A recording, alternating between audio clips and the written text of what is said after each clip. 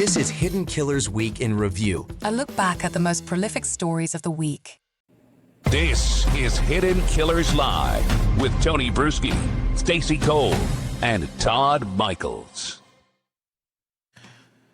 Melodee Buzzard is still missing as of this broadcast and this recording. 9-year-old Melodee Buzzard. She didn't just disappear one day. She slowly vanished in plain sight. For more than a year, she slipped through every layer of the system that's supposed to protect kids. The school stopped seeing her. CPS got complaints and backed off. Her own family said the house was full of rotting food and chaos.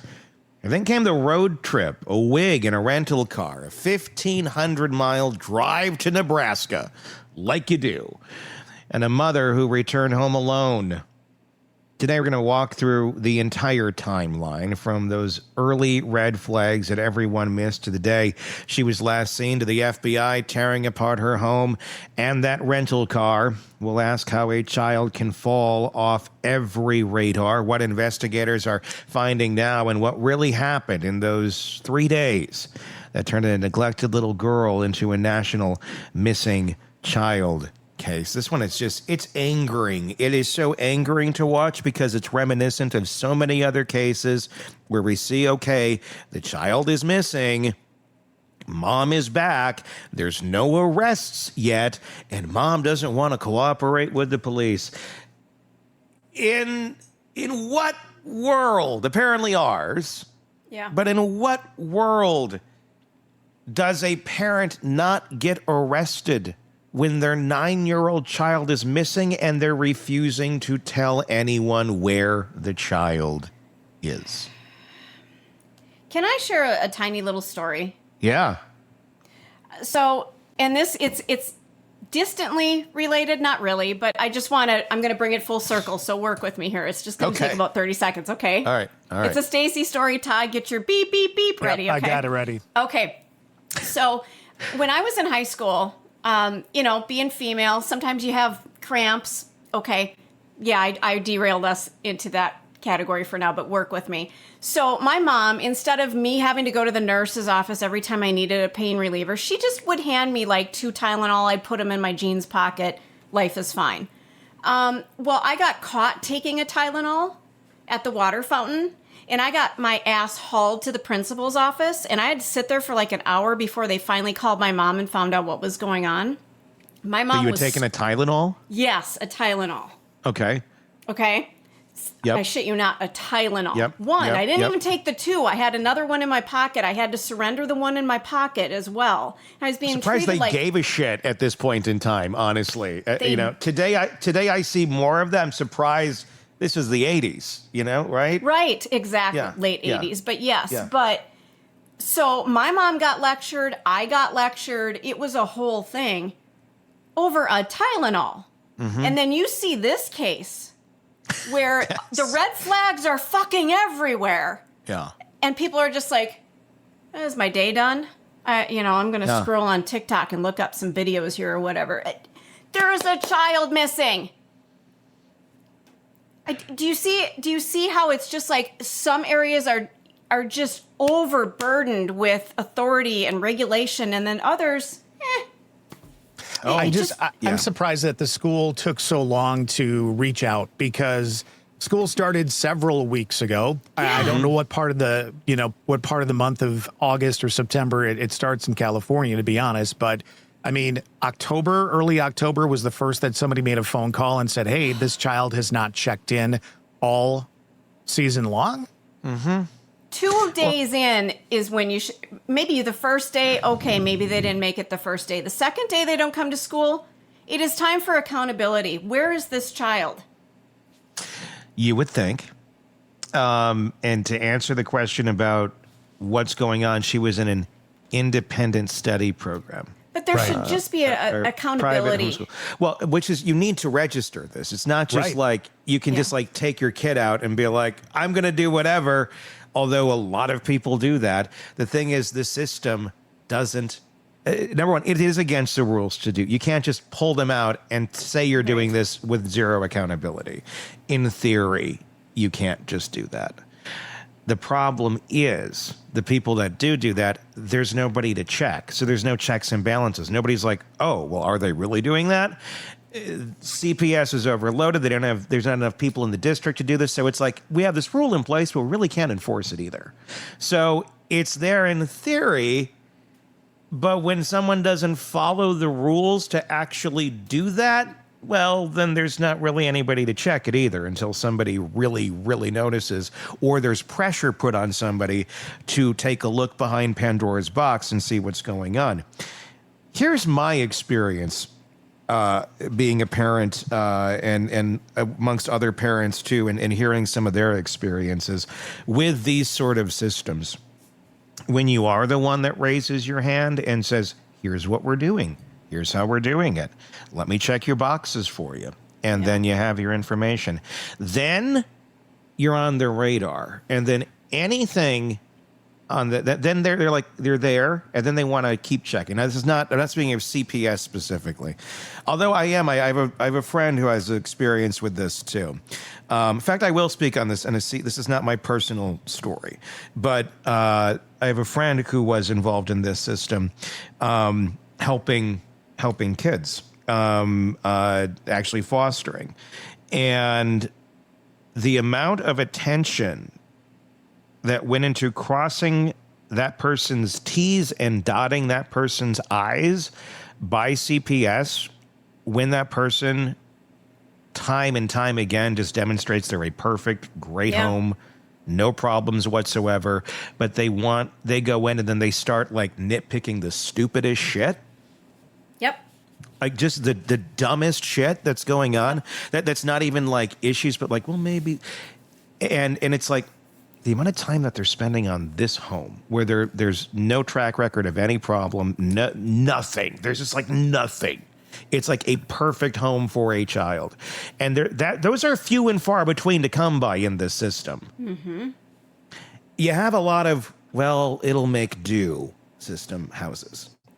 Now, wouldn't one think maybe the effort should be put over there into those worlds, into those type of homes, into those places where it's a little bit questionable? Maybe. Yeah.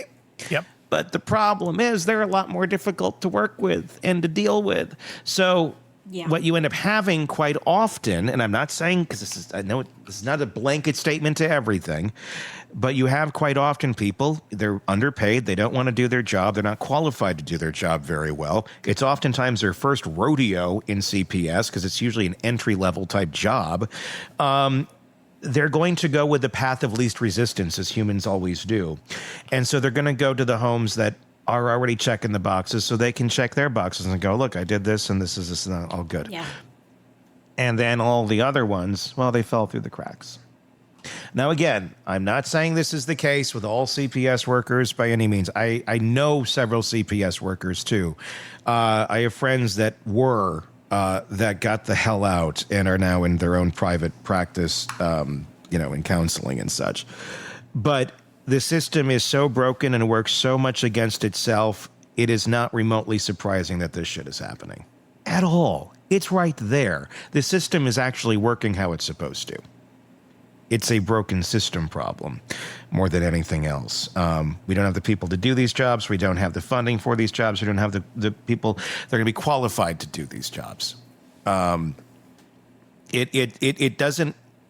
There's a lot of attention in the wrong areas, and in the areas where it needs attention, it's too difficult. And so the people that should be looking there, in many cases, do not. And then you get this. That's my long story of hope. Be happy to have children.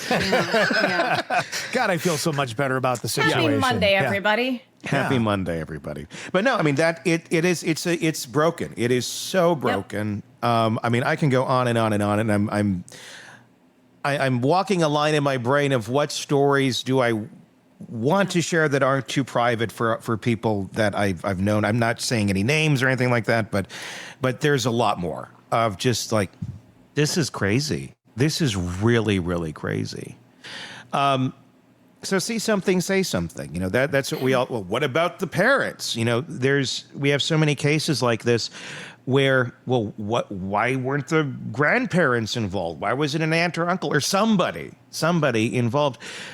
Well, in this story, the allegations are that they were trying to. That the grandparents and relatives had stepped in, that they had made their presence known, that, hey, there's something going on here. The house is in squalor. The kid's not being taken care of. And what happens? Well, all the rights still go with the parent and the kid. And it's basically, well, they're getting by according to CPS standards. If CPS even did truly check on the house, which I don't know the answer to that question. But somehow they deemed it, whenever the last time they checked, that it was an okay place for them to stay. And all the rest is really a civil issue. Between family members, there's nothing that says the grandparents have to be involved in the child's life, even if they want to be, even if they're screaming there's something horribly wrong. They're not the guardian. And so their shouting from a hilltop is about as powerful as a stranger shouting at a hilltop, too, in many cases. So you had that, too. You had people saying, hey, we want to step in. We want to help. This is not okay. The system protects the child. And in this case, if this mom, whatever the hell she's doing, it protects her rights as well, to a fault where she can literally lose the kid. Yes. Well, and if I'm not mistaken, like if CPS can show up, but unless they've got a warrant or something like that, where they have, if the mother says, listen, I'm not going to let you in the house, they can't get in. They would have to go get a warrant and all that kind of stuff to walk in and actually do an investigation. So even if they show up, she can say, no, you're not letting you in the house. You're not going to see Melodee, whatever. She has no obligation to do that. Nope. And that's there's the first part that bothers me, because if a school has called and said this child is not in school, that should be sufficient to allow a CPS worker to come in and find where that child is, period. It shouldn't have to go to court in order to get some sort of warrant to get in the house. One would think, when you're talking about things like this where it's urgent, it can be life and death. Yeah. But it's the bureaucracy that gums everything up. And we don't have anything way to fix it. Yeah. It's protecting families because, we all have a crazy family member in our family. So what if this crazy member wanted to report somebody who wasn't doing anything? So I understand the safeguards. Yeah. I understand that. But here we've got data that's starting to stack up. This child is not seen. This child is not present in places it's supposed to be present. You've got reports of squalor by the grandparents, and I think an aunt also got involved. Yeah. Things are starting to stack here. So to me, this looks like a case of, okay, here's another red flag. Here's another one. We need to intervene and make sure that this child is safe.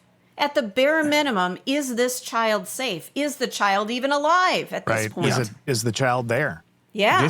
This in many ways, the incompetence that's going on here, but it is following the rules. And that's the problem here, it reminds me in some ways of the Uvalde school shooting, where you had literally 300 officers outside of that school as one teenager was going through and massacring students and teachers, and nobody would go in. Yeah. Well, the parents Why? Because they didn't have the order. Because the right person didn't say go. Meanwhile, you're hearing the shots, and there's nobody in the damn building. But everybody's following the order blindly. That is the problem to which we live today. Because everyone is because everybody's so afraid of losing that job, getting in trouble. I don't know, stepping out of, I don't know why people are so afraid of stepping out of line. Like, people used to step by. When it comes to common sense shit, nobody's doing it. And this is happening in real time with this case, with this little girl. And everybody's like, well, that's how it works. It is. It is how it works. Why? Why are we doing nothing about this? Why are we doing nothing to fix this? Because it just happens over and over and over again. I mean, literally, October 7th, you have security footage of Melodee, who's 9, in a gray hoodie, and a dark wig at a rental car counter. Her mother rents a white Chevy Malibu, and 3 days later, Mom is back home alone after the trip to Nebraska. And Mom ain't telling anybody why she was there or anything at all. They're literally going in and searching her home, and I feel like an arrest is almost imminent at this point. And by the time one's watching this, she may be arrested. Over the weekend, they went in and searched all of her stuff, but that's what they're doing. They have to try and build this case. But is there any logical explanation here? No, I don't think so. A couple of things. We had somebody say, "Where's the father?" The father actually passed away in 2016. Yeah, he's not in the picture at all. And Ashley, the mother, I believe, had undiagnosed or diagnosed postpartum depression around that time as well. Yep. One of the things I want to mention is the pictures that we're seeing of Melodee are basically the pictures that we have on screen. If you're listening, they would be on YouTube. But if you're watching on YouTube, that is the same person. That is Melodee on the right. That is Melodee on the left. The family says that they were still involved with Melodee at least 2 years ago, which means she would be about 7 years old. Mm-hmm. There is nothing more current than the picture you're seeing of that child on the right. And I'm not good at this, but let's play a little contest. How old is Melodee on the right? I'm going to go 4 or 5. I'm going to say 4 or 5 too. The family doesn't have any other pictures of this young girl. Bullshit. I have 30,000 pictures of my cats. Can you see my screen right now? That's my screensaver. I shit you not. If I type in Chester or Spike, you will see that there are 30,000 pictures of my cats. Don't tell me there's not a picture of this child. That's a whole other disorder. Well, here's the thing. If your cat went missing, you'd be able to put up posters. I guess my point is, I know the family says they haven't been involved for 2 years. Yeah. But I feel like there's a bigger disconnect there than just, hey, 2 years ago we turned her into CPS, but all this guy. There's something else there, and it makes me distrust the family just a little bit. Yeah, I've never been in a situation like this, so I can't say how I would react, but I know I wouldn't react this way. I wouldn't be as so dismissive that I'd be like, well, she doesn't want us around. We'll just fade off into the, especially when you know there's a problem. Right. Especially when you know there's postpartum depression going on, there's a loss of a loved one or a father to the child. There's some trauma going on here. And now I'm not saying the grandparents or aunts or whoever did anything wrong. I'm just saying I know I wouldn't handle it that way. And I don't think a lot of us would handle it that way. I'd probably be breaking some laws if I had to get there, to get to a child, to get towards a grandchild, your own blood, if I knew that they were in danger. I would at some point I'd be saying F you to CPS and F you to Mom too, if Mom is being that incompetent and that dangerous. Mm-hmm. You just would. And then I'd let the system sort it out from there. If I have to make the big stink, if I have to go take this kid away because they are in danger with this parent, I'll do it. Yeah. If it's my grandchild and you want to go arrest me for it, fine, come and arrest me for it. But then we got the spotlight over here. Then we can go, here's why. And I can turn that spotlight right back on them and go, ha, problem, let's fix it. Yeah. Because no one else is.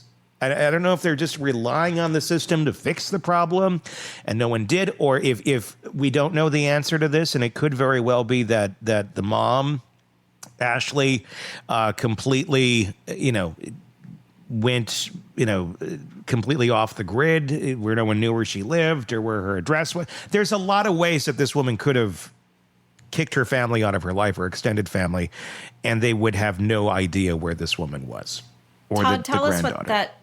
I'm sorry, Tony. For those of you watching on YouTube, Todd, tell us what that picture is on the right. Is that? That is Ashley. That is the mother on the right. That's Mom. Thank you. Yep. Okay. Here's the interesting part. I don't know if you guys have dug too much into it, but I watched a lot of videos over the weekend, a lot of coverage of this, and there was a video of, I believe, a cousin of Ashley, the mother, who stopped by the house to say, hey, what's going on? And of course, somebody filmed it, because you got to have a TV crew whenever you do stuff like that. But there was a photo of the mother at the door, and she looks nothing like that anymore. And that's why I asked, because I'm like, that's not what I saw. What you see in the video, and I tried to pull it this morning and wasn't able to, but she has very short hair, probably a wig, looking very, very pale. Doesn't look like that at all. And so, there's some speculation, even with authorities saying maybe she's having some sort of break, and something happened with the child. I think that's what most people are thinking. But I want to play devil's advocate and say, we don't have all the details here. We're assuming an awful lot. We're assuming that the family is being honest and truthful. And we're also assuming that there was nothing dangerous going on with the family. I mean, I was trying to put myself in this mother's spot. Yeah. Like if I felt my daughter was in danger from family or maybe somebody else, I might take my daughter and get her the hell out of Dodge and not tell the cops where she was and do the whole thing and keep her safe. I don't think that's what's going on here, but we just don't have a lot of details right now. And we don't have a system that is able to check itself to help or assist if that's what's going on. If that's what she was doing, she should be informing the police of that. She should be telling them, off the record, here's what's going on. And then they should be able to back off. But the thing is, she's not. She's just not cooperating, period. But even when you have people who are cooperating, all it takes is them just to tell you some sort of bullshit story for a little while. Look at Lori Daybell. Right. That case is one where the officers were following the protocol, but for the love of God, they failed. They failed so miserably. Lori, I don't know if you knew that part of the story, Todd, but before those kids were missing, when they ended up going and arresting them in Hawaii, Chad and Lori on their little honeymoon vacation, police kept doing CPS checks. The Woodcocks, Kay and Larry, the grandparents, kept saying, hey, our grandkids are missing. This woman is not stable. She's saying these crazy things. I mean, and there was a track record of people saying Lori is not well. Lori is saying crazy things. And these kids are in her care and now they're missing. And she always has had an excuse. Oh, they're out watching Frozen. They're with my friend over here in this state or that state. And then you have the interjurisdictional hellscapes that come between departments where if it's not within your own department, number one, within your own state can be hell. And then let's go multi-state. Let's go to some complete different area. And if they're over there, I mean, good luck. I mean, sometimes you can get information, sometimes you can't. It all depends. It's luck of the draw and how well these hands can work together for the mission of trying to keep these children safe. And it went on for months. Yep. Months and months and months of, where are your kids? Oh, they're here. Oh, they're there. No proof of it. Those kids did not have to die. There were people who were taking the time, in the Woodcocks, being so concerned, vigilant, and making calls to the authorities. And like you're saying, there's just nothing. Why didn't they say you need to produce your children right fucking now? Because that's not how the law works. And it's different from state to state. We don't have any sort of the CPS system is different from state to state, and it's different from jurisdiction to jurisdiction within the state. There is nothing national about any of this that allows anything to work or flow cohesively. And yet our children are our future. Right. It's 2025 at this point. If we can't have some sort of system set up so that departments can share information properly, it is unbelievable. My Starbucks card works at every Starbucks. I drive by one and it gives me an alert. So you can't fucking do this for children? You can track me on my phone. Yeah. I think I know what you're going to say, Tony. Say it. The reality, I think so many people think the system does work that way. They think it does, and they don't pay attention to that these things go on because it's icky and it's another missing kid, and kids have always gone missing, yes. But people think the system does work in these sort of ways. And when they hear a story like this, they're like, oh my God, how is he doing that? Because it's always worked this way. You just haven't been paying attention. You're bringing up a really good point. I think that's really accurate. And nobody cares. at the end of the day. I mean, if you want like an issue, like you would think the things that people like politicians go off and campaign on, that this would be one of them, that this would be a motivating factor that people could get behind. It could be some red meat to throw out there that most people could be like, yeah, this is broken. This really needs some help. I would really get behind it. Instead, they throw other bullshit out there to get people angry on whatever side, very divisional issues, rather than something that actually would bring people together. And you know why? My theory is that nothing ever gets done with any of this because the people in power are eating the kids. Not like literally eating them, but they're literally trafficking them. Yeah, I mean, that's what I wanted you to say, because that's where I thought you were going a little while ago. And after our deep discussion last week with Robin Dreek on this very subject, I mean, I think you're right. I think, it's perfectly fine the way it is because it benefits what we're doing. Yep. Yeah. And you're getting disenfranchised kids that are coming from rough homes that are seeking something. Anything, literally, these poor freaking kids. And then they get trafficked.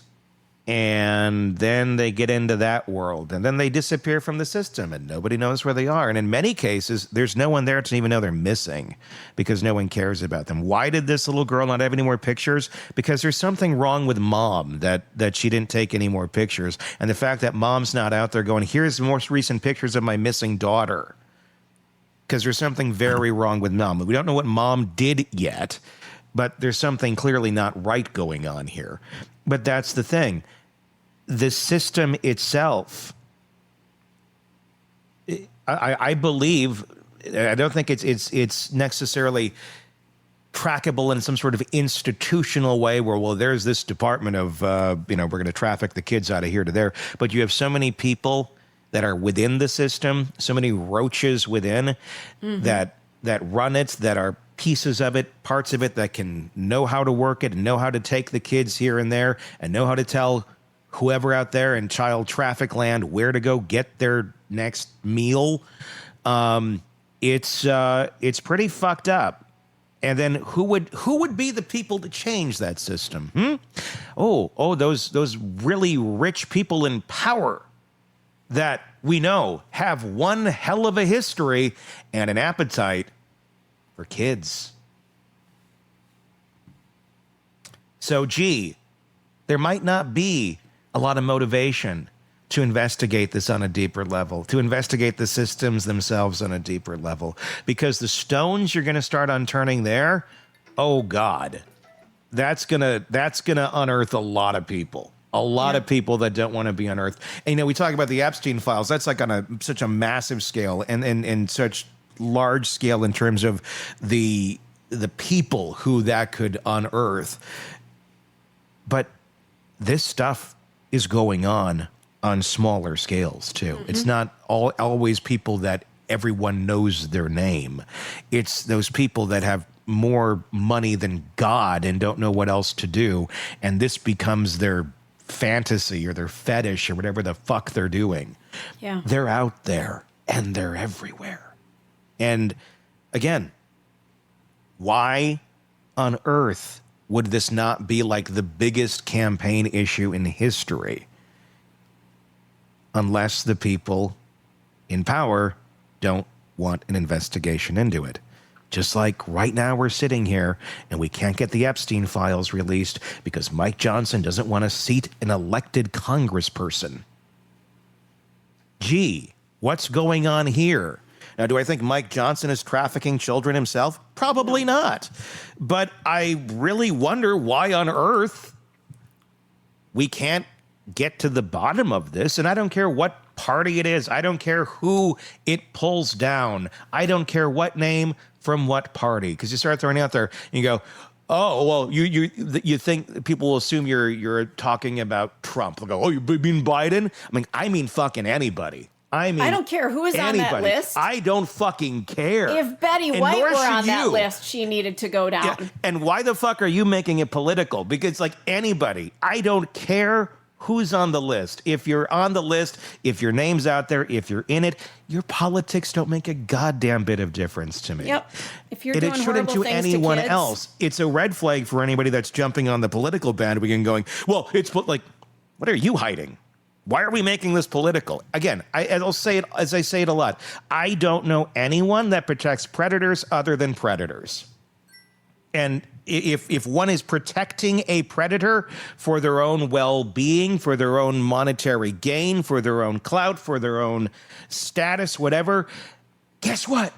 You're a predator too, even if you're not necessarily taking the kids in yourself. If you are hiding behind that, your own well-being to protect someone that you damn well know is a predator, you are a predator by default as well too. So this is the system we live in. This is the system we voted for. This is the system we continue to enable. And it is enabled by stupidity and continuing to vote for people who allow this shit to happen. maybe we shouldn't be so surprised by it then. I'm not. Why are we surprised? Well, I'm surprised. I'm shocked by it. Every time I see one of these stories, I'm just appalled and I can't believe it happens. And how are we letting this happen? But yet, what are we doing about it? Because we're stupid. Because we are stupid as a society and we make bad choices about who we elect. And we elect people for the wrong reasons. And we believe bumper stickers and we believe memes and we believe the stupidest shit out there. But we don't believe actual facts. We don't believe our own eyes when our kids go missing and this shit happens. And there's literally a missing child. We tone it out. We tune it out. Ooh, it's icky. I don't want to hear about that. I just want to go over here where it's safe and it makes me feel better about myself. This shit's been going on forever, but nobody wants to fucking deal with it. That's why we have the problem. No, we don't. At the end of the day, we don't. And that's the fucking reality. There are plenty of people who do.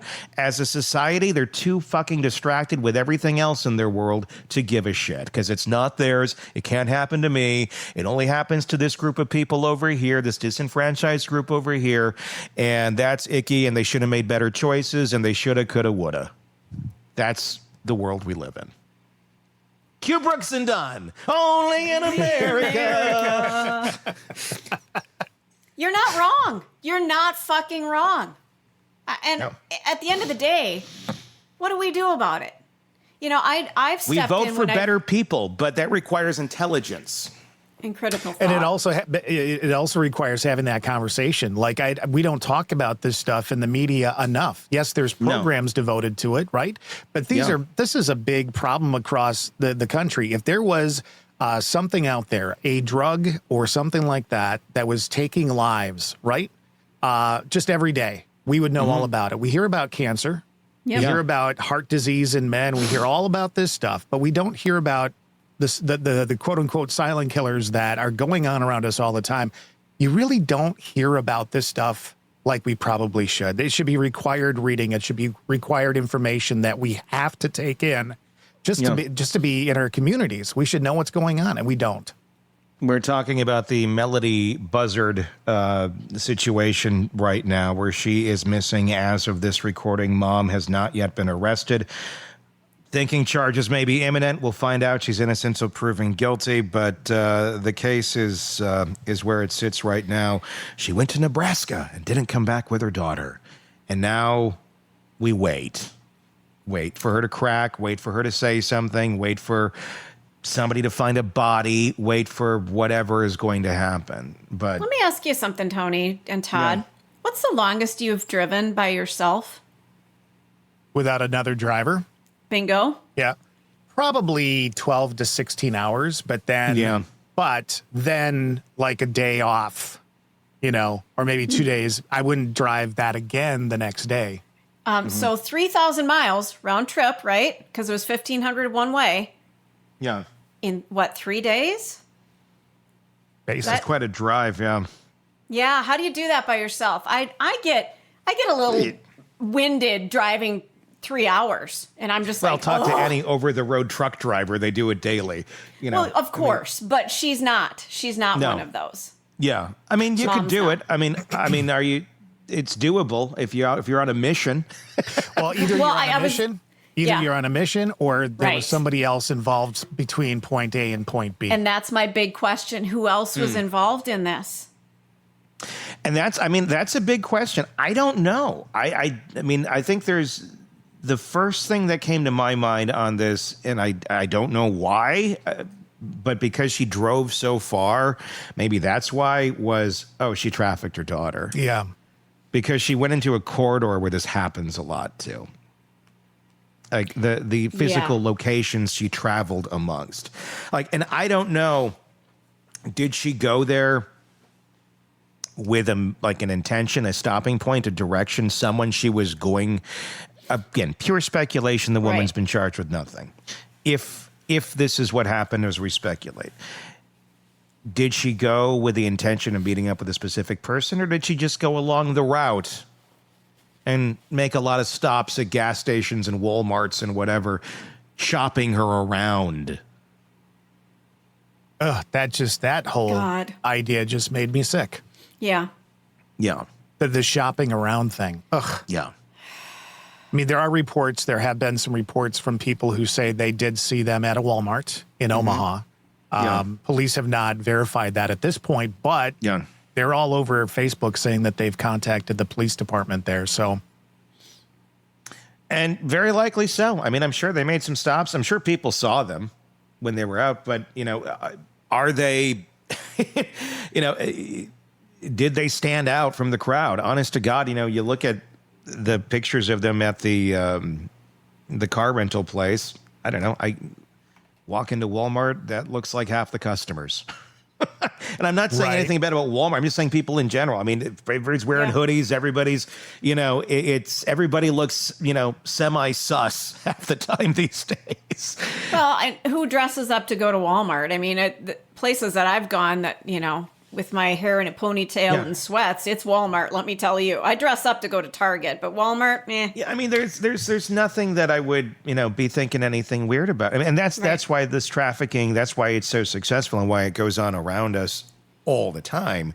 Because it's not out there the way that you may think of it in movies where, does it exist in some horrible ways? Yes. But they're not always sitting there rotting away in a basement, with shackles on. No. They're in Walmart next to you. They're shopping. They look like they're with, you assume, this must be their mother. This must be their father. This must be babysitter, brother, sister, whoever they may be with. You're hoping it's the best. But some cases, you just don't know. And sometimes you get really weird feelings. Like, what the hell is going on over here? And sometimes it's just, this is just a horrible parent.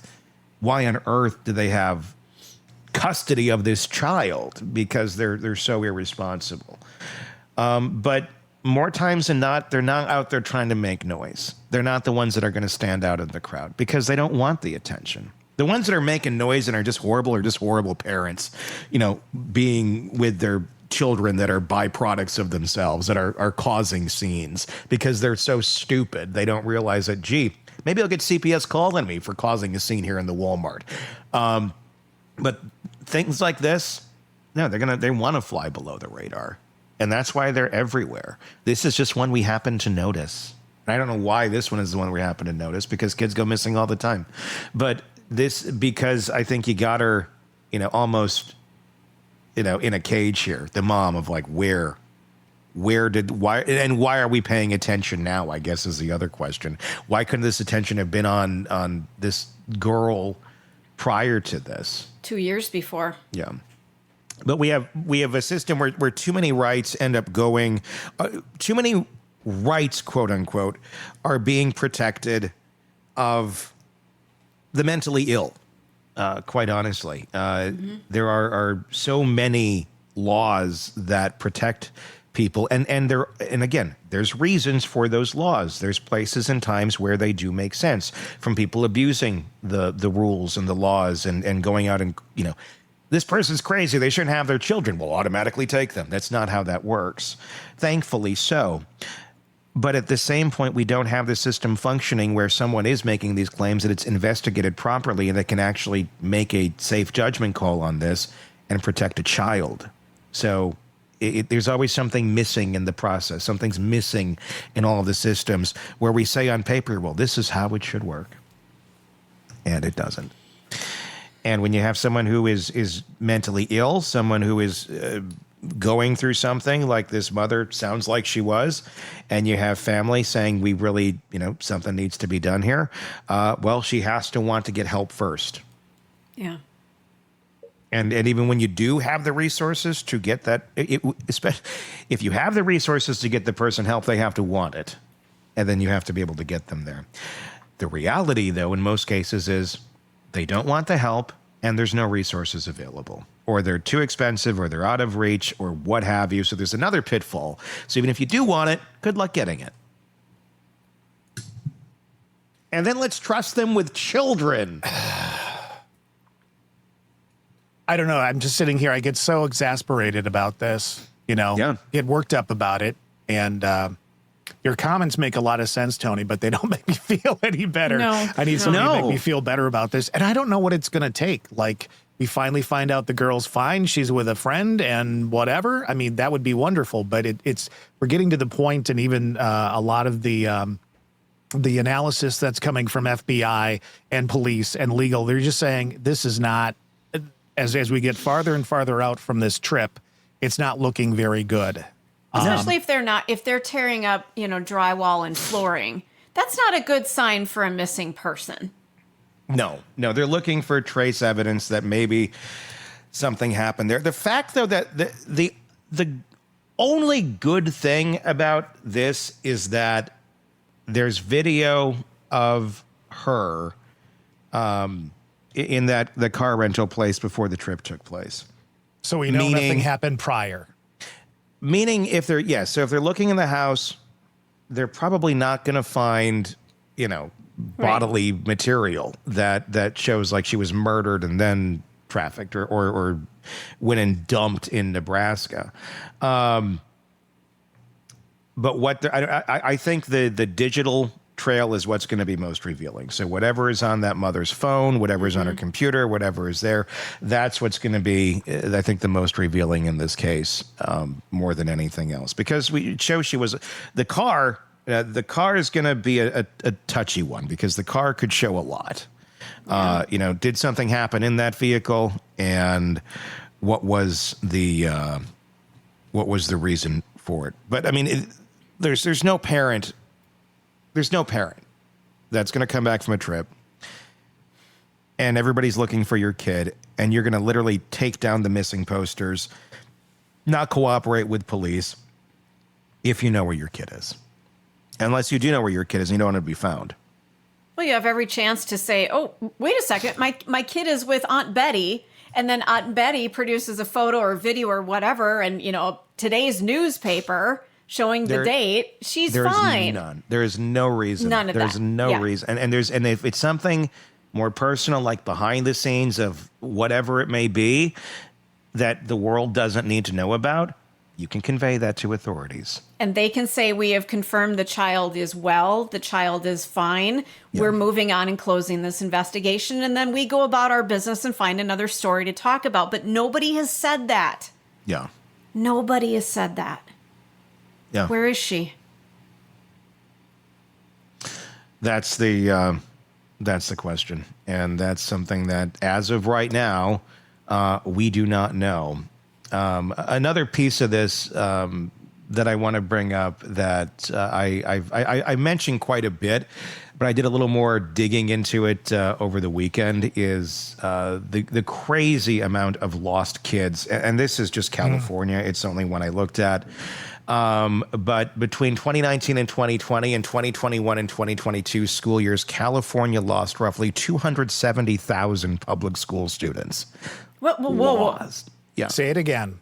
Yeah. Say it again. 270,000 public school students off the roster. Now, there is ways of breaking this down more. But even when you do that, state tracking does explain most, where keep in mind COVID years here too. Okay. So there's a lot of homeschooling and all that. So yes, the roster did dramatically get affected, but then kids started coming back to school. And then, we started getting back on the books where things, back to normal. Here's where we're accounting for the existence of children. Well, still about 150,000 of them can't be accounted for. It's like, this isn't a problem in the country. This isn't an issue. This isn't anything to stand up on. I mean, for the love of God. This isn't anything. This wouldn't be, this is insane. This is, and it's like, and yes, some of them, the actual number, if we were to get into every underprivileged ghetto area in the world or place where people are not reporting their children and the parents are little more than Neanderthals themselves and can't handle raising a child, yet there's children amongst them making more children, you're probably going to get a little bit different number. But you're still talking a lot of kids. That's a if even a shit ton. fraction of 150,000 are just missing, where the fuck did they go? Wow. And why? And again, why is this not like the biggest damn issue in our country? If y'all care about kids so much. We all care about kids so much, but we do nothing when we have like uber predators around that we know did this sort of shit. We have our director of our FBI going, Epstein, we have no record of him trafficking girls to anyone other than themselves. Were you on the fucking island too? I don't think you were, but what the fuck? Or are you just that stupid? I mean, it's just, and then we sit here and go, well, he says it. It must be true because he's on this guy's team, the guy I really like. Okay, this isn't a team sport. This is just pretending reality doesn't exist. So if he said tomorrow night, there's no stars in the sky, there's never been evidence of stars, they're not out there. Well, they're right there, all right? Did you see this? Well, he said they're not, so I'm going to go with that. And a lot of people go with that. I know.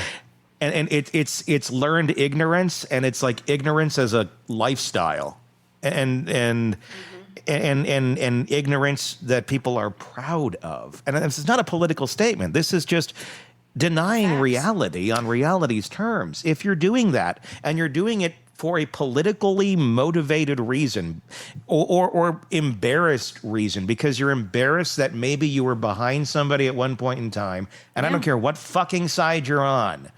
Whether, you hate Bill Clinton, you hate Obama, you hate Biden, you hate Trump, whoever the fuck it is. If you can't take a step back and say, this just goes against reality here. Yeah. You may need to take a little look in the mirror. What else are you hiding?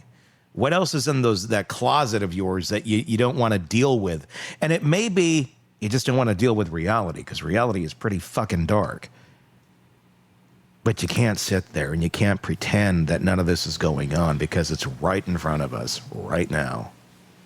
And nobody's seeming to give a rat's ass. We go online, and giving a rat's ass doesn't mean replying to a TikTok or leaving a comment. I appreciate it. Please do comment. Make your voice heard. But if that's where it ends, then you're enabling it. If you know what's going on and nobody's outraged and nobody's saying shit, you're more upset because a fucking piece of the White House got torn down than this shit. Your priorities are fucked up. And I'm not happy with the White House being torn apart either. But I'd rather spend my energy and my efforts throwing this shit out to the world to consume and realize what the problem is than that shit. That's the problem. Oh, that's a distraction. This is reality. We're wagging the tail. The story needs to get out there with all the news networks and stuff like that. They've got pictures of the White House all over the place. Even conservative numbers across the country, Tony, are about 350,000 kids in 2024. That's conservative numbers. Yeah. That's the ones that are reported. That's not the ones that people don't necessarily know about or do know about but don't want anybody to know about. 350,000 kids went missing in one frickin' year. One. And that's the ones we know about. Yeah. Exactly. Those are the ones that are reported.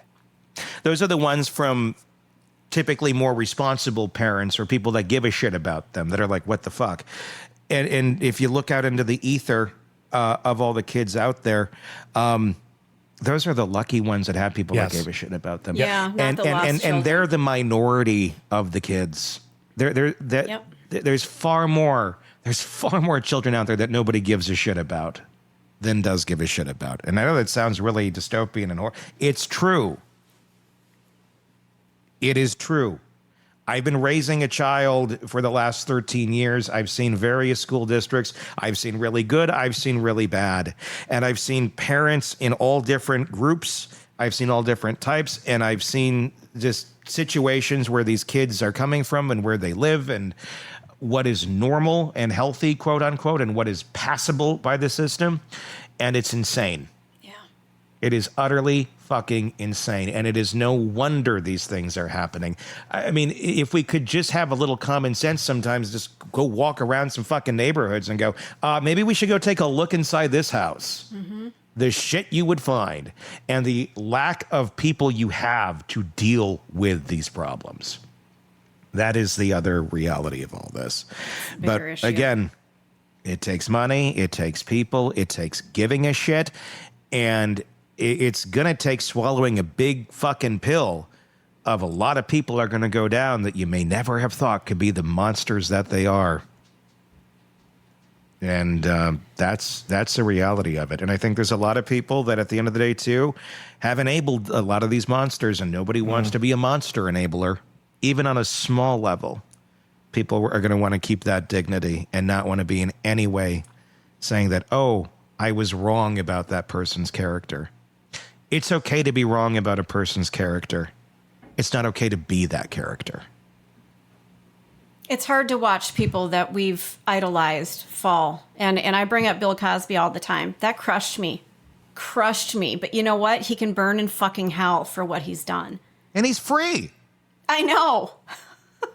So what do we really care about? What's important to us? People's dignity and their souls? Or do we just not care? What do we care about in that case? We care about Bill Cosby talking about other people. I think at the end of the day, that's the story there. Yeah. Why is Ghislaine Maxwell in a minimum security prison now? Because we care about who she's going to talk about. Yep. Because there's a lot of people out there that are free. That again, there is a market, and I'm being as cold and callous as I can with my words here, because it is what it is. There's a market for these children. God. It's a sick, twisted cacophony of evil people, soul rippers. I love that term that Robin has coined the other day. But they're out there. They are everywhere. They're next to us. Mm-hmm. They are. And until we start waking up and accepting reality on reality's terms, this shit's just going to keep happening. And until we start going and demanding that our system change, it's going to keep working exactly as it is right now. The system is working as designed. It is not broken right now. This is how it's designed to work. You want it to change? Vote. Fix it. Demand it. Get upset about the right shit. And then maybe something can happen. As of right now, it's a perfect reflection of our society. Ignorant. I hate that you said that. I just fucking hate that you said that, because you are 100% right. There's some nuance to this, but yes, you nailed it. Yeah. We don't fucking care. At the end of the day, we don't care. There's not enough people who care, I think, is the right term. And there are some. There are some who work tirelessly. There certainly are some. There's many who do. But if there's not enough to move the needle to have any of this shit change, then we have to say, by and large, we don't care. So what do we do? Start caring. Start giving a shit. Start having a voice about it. Start demanding shit change.